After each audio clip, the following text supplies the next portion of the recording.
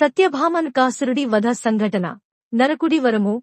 నరకాసురుడు బ్రహ్మదేవుడిని వరం అడిగి తన తల్లి అయిన సత్యభామ, భూదేవి అవతారం తప్ప మరెవరిచేత మరణం సంభవించదని వరం పొందాడు.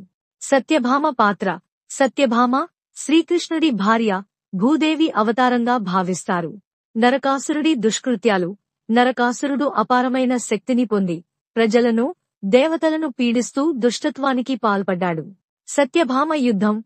ఈ అన్యాయాన్ని అరికట్టడానికి కృష్ణుడితో కలిసి సత్యభామ నరకాసురుడితో యుద్ధం చేసింది. నరకాసుర సంహారం. నరకాసురుడు తన తల్లి సత్యభామ చేతిలో వధించబడ్డాడు.